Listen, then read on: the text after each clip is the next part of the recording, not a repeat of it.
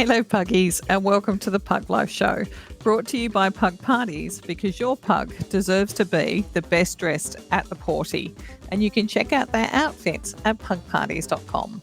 I'm your host Donna, and with me are my puggy co-hosts Rosie and Kenji, and you can probably hear Rosie grumbling in the background. Today I'm talking about that question we ask ourselves every time we have to make a big decision about our pug's well-being. And I don't think I've ever met a Pug-Pawrent who hasn't asked this of themselves or at least discussed it with another Pug-Pawrent. You know what I'm talking about. It's those questions like, am I feeding them the right food? Am I making the right decision about a veterinary procedure? Am I really capable of caring for a pug? And the dreaded, am I making the right decision when it comes to making that decision? So I thought I'd share with you some of my am I doing the right thing moments and what I have learned so far from them. But before we zoom in, I want to remind you to subscribe to our newsletter in the show notes so you get advance notice of our episodes and much, much more. Now, recently, we changed our vet for one that deals with pugs on a more regular basis because we wanted to make sure that we didn't miss anything with Rosie getting older and Kenji having a long list of health challenges. Now, not surprising, our new Pug-wise vet picked up on an issue with Rosie's left hip and suggested that while we were cleaning her final 3 teeth, that they take an x-ray of her hips to make sure that it isn't anything sinister. Now, as an aside note, Rosie has lost her last 3 toofuses and she is now officially a gummy girl, but we still love her all the same, although I don't think she was loving me too much in return after she woke up from the procedure, the poor girl. Now, interestingly, the x-ray provided us with a surprise we weren't expecting. I say unexpected because Rosie, at the age of 10, still jumps up on the couch when it suits her. She refuses to use the ramp that is mere feet away. She sits like a pug half her age and happily goes on walks with us and goes to playgroup under sufferance, which basically means that she's happy to go as long as she is cuddled by someone the entire time she's there. Now, with all of that context in mind, you can imagine my surprise when the vet showed me an x-ray of Rosie's hips, where her right was basically fine, but her left was so not.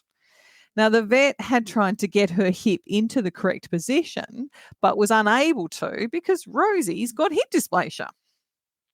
It was almost like her left leg was about a 45-degree angle to her body, whereas her right was more straight, which is a more typical position. I will admit, when the vet first put the x-ray up on the screen, I honestly thought they'd put up the wrong one and that they were about to apologise and then go to the real x-ray, which showed us that everything was okay. So it took me a moment to register that my little girl had such a problematic hip and that I had missed it for years. I will say that I did feel a mix of emotions at this point, mainly guilt and shame because I never noticed any issues and we spent a lot of time together. And then I have to admit, a little bit of annoyance, kind of anger. How did the last vet not pick up on this? Rosie had been going there for as long as we have had her, and I don't recall them ever mentioning it. Now, I'm not here to pick on vets or judge them for what they did or didn't pick up on. Let's face it, I see Rosie all day, every day, and I didn't pick up on it. So it's only fair to say that a vet that sees her a couple of times a year for a few minutes may not see it either. All I can say is that going to a vet that has a lot of experience with pugs is worth the effort since we now know what our options are to make Rosie's quality of life better in her final years, which is the dilemma I'm now faced with. What do I do that is right for Rosie's quality of life balanced against the fact that she is 10? Every pug I've had the privilege of being a pug mum to has put me in the position of having to ask myself, am I doing the right thing? So this dilemma is not new to me. With Rosie, we're now exploring options that range from medication to surgery. We know that at her age, surgery is risky and it may not give her everything we want it to, and it's expensive, like all veterinary procedures are. We're also taking into consideration that from what we can tell, it hasn't stopped her from living her best life to date. Although we have noticed a little slowing down that we had attributed to her age. We have all of our pugs on joint formula as part of their usual routine, so we already had that covered off. But we might need to go more heavy duty to see if that makes life a little bit better for our princess in the long run. Either way, we're now in the research and weigh up options phase of the am I doing the right thing conversation, which is why I thought I'd share with you what we have either done ourselves or what we know others have done in similar situations in the past to help you basically research a bit calmer in the future. Maybe that's the best way to put it. Now, because we're still in the early stages of our decision process with Rosie, I'm going to use examples from one of my other pugs, Winston, with whom we had to ask this question repeatedly over a 12-month period whilst he was in and out of hospital due to complications from surgery and pneumonia. And it's a lot easier to talk about something that we've already done than what we're still kind of going through at the moment. So, my first piece of advice is talk to your vet about all the options, the pros and cons, and the timeframes you have for each option. Generally, there is always more than one option to treat or deal with a veterinary issue, and your vet should talk to you about all of them in order from the least invasive to the most invasive and their estimated success with your pug. It's really important that you ask lots of questions about each option and their likelihood of success in relation to your pug, because nothing is guaranteed and your pug's individual overall health will factor into your vet's estimations of the success of the treatment. Now, Andrew and I faced this with Winston's specialist when he rang to tell us that Winston had an antibiotic resistant bacteria in his lungs. And the only treatment known to work at the time also had the potential to kill him if they didn't get the dosage right. As you can imagine, after we got over the shock, we asked a lot of questions. And based on the initial answers we received, we asked the specialist to come back with a better option because we weren't happy with the answers we were getting.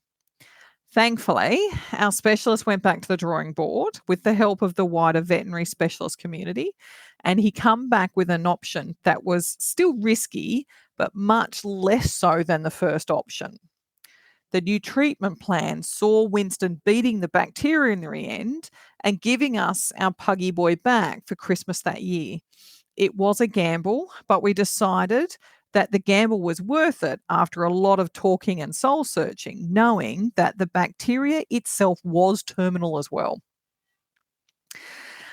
Second piece of advice, do not make a decision on the spot unless your puggy is in danger or in severe pain. Take the time to weigh up all the information your vet has provided you. Now, obviously, if the situation is simple and the options to treat the issue are all about the same, i.e., cost the same, risk is about the same, then make a decision on the spot will be easy and your puggy will be feeling better in no time, which is what every Pug-Pawrent wants. But if the options range from medication to surgery, then there is a lot more to consider, and making a decision on the spot may not be the best option for your puggy. Now, in our example, Winston was incredibly sick at this point in time, and Andrew and I were really concerned for his long-term health. But making a decision on the spot about the initial treatment plan offered was not wise. Not only was Andrew and I understandably emotional about the news of his condition, we were acutely aware that Winston's level of fitness was not optimal because of the pneumonia he'd contracted after his surgery, and that any decision we made had to be without our emotions clouding our judgment. Now, as his parents, we felt that we had to take a day to process all of the information, as well as see if the specialist could come up with a new option that might not be as dangerous. Thankfully, because we waited, we were in a better mindset to discuss the new and old treatment plans the next day, and we could then make a decision there and then, knowing that we were making the right decision for Winston's well-being. Number 3, get a second opinion if you're not sure, including going to a specialist if your vet recommends it. Now, no vet should be offended that you want a second opinion, and they should offer it to you, especially if it's a complicated or unusual case. No vet has seen everything, and they should be willing to put you in contact with a peer who may have more experience with the condition your puggy is presenting with. Yes, it means another vet bill, but it may also provide you with better options or at least a better understanding of what is going on with your puggy. We did this with Winston and it paid off in the long run with a treatment option that had a better success potential than the first option offered. Number 4, weigh up any online research with the source of the information.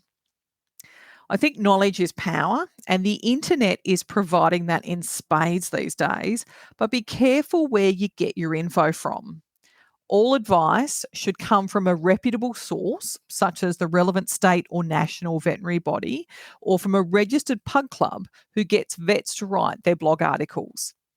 Now, articles should have a disclaimer about the advice being given as general advice only and that your pug's individual circumstances would need to be taken into consideration before a course of action is taken. Now, if it's not there, view the article and advice with caution since you may not know the credentials of the person writing the article.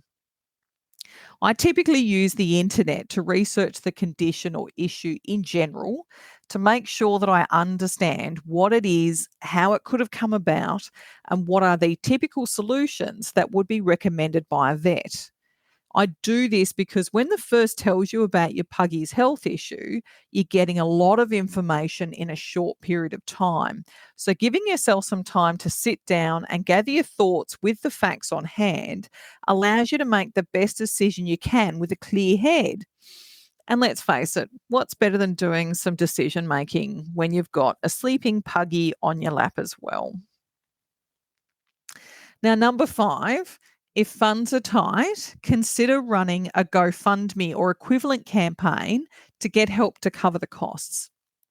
Non-Pug-Pawrents say that pugs are expensive dogs to maintain in a very generalistic manner, to which I always say, show me a breed that doesn't have some sort of genetic or hereditary condition that has a percentage of the breed in the vet for ongoing care. So to me, pugs are no more expensive than a dachshund or a Dalmatian. It doesn't matter the breed. There will always be the outlier cases that people talk about at playgroup that cost a small fortune to resolve, that no one saw coming, and usually wasn't covered by pet insurance. We were that case with Winston.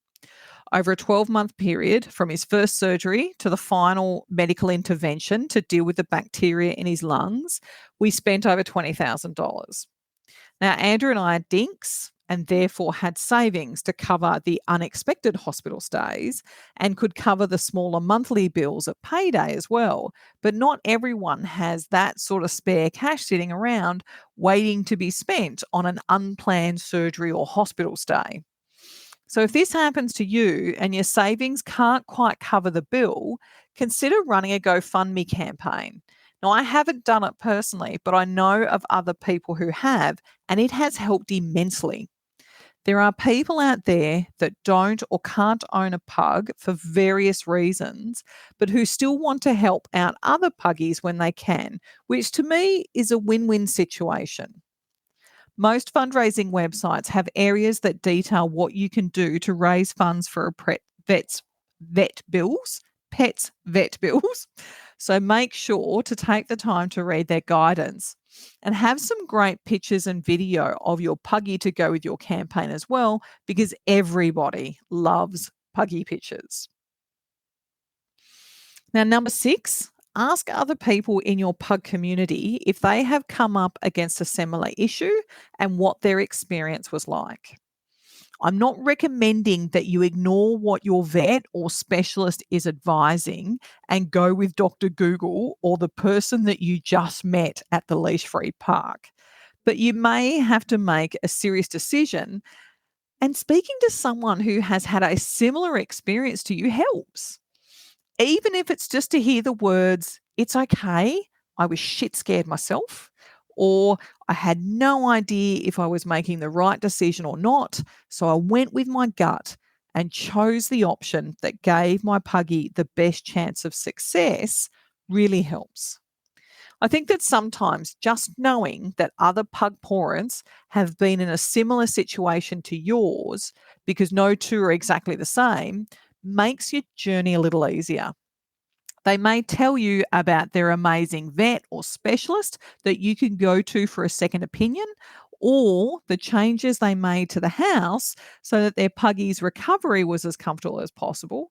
Or they may have figured out a way of hand feeding their very food orientated puggy without losing a finger. And as a sidebar, if you haven't guessed, I didn't figure out how to feed Winston without losing a finger. So anyone who has is very welcome to come onto the podcast and share this gem, because I know I'd really like to know. My last piece of advice is know that whatever decision you make, you're doing the best that you can for your puggy, and they'll love you for it. As I said at the beginning of the podcast, every parent asks themselves at some point in their puggy's lives, am I doing the right thing? And I say, if you're doing what you can to make your puggy's life better, then you're doing the right thing.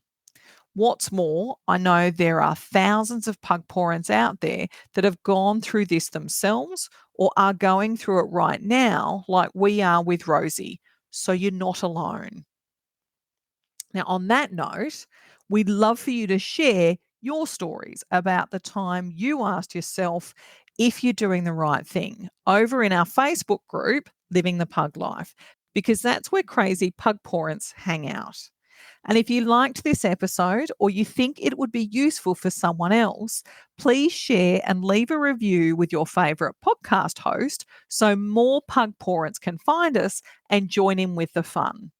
So until next time, puggies, thank you for joining us today. Have a pawsome week, and humans, be generous with the snackies.